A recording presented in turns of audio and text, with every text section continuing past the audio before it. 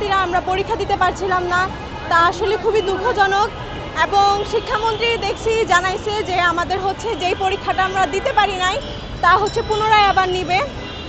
তো আমরা শিক্ষামন্ত্রী থেকে ভালো কিছু ফলাফল আশা করতেছি, এখন বাকিটা দেখা যাক।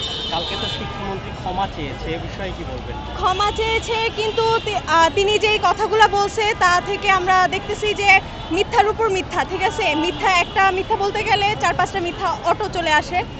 তো আমরা ওইখান থেকে দেখতে পারবো যে মানে আমরা যত শিক্ষার্থী আছি আমরা এটা মেনে নিতে পারবো না। তো আমাদের একটাই কথা, এক দফা এক দাবি, শিক্ষামন্ত্রীর পদত্যাগ। পদত্যাগেই কেন? পদত্যাগী কারণ উনি হচ্ছে একে তো বলতেছে যে প্রশ্ন অনেক স্ট্যান্ডার্ড করতেছে, আমরা কোনোভাবেই দেখতে পারতেছি না যে প্রশ্ন স্ট্যান্ডার্ড করতেছে।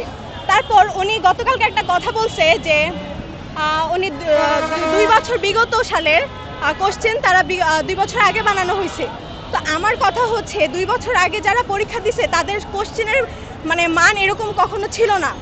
আমাদের যাদের সাথে মানে আমরা যারা এক্সাম দিতেছি তাদের কোশ্চেন আসতেছে বুয়েটের কোশ্চেন থেকে, মানে আরও বিভিন্ন জায়গা থেকে। তো আমরা এগুলো মানে কোনোভাবে আশা প্রত্যাশা করতেছি না ওনার কাছ থেকে।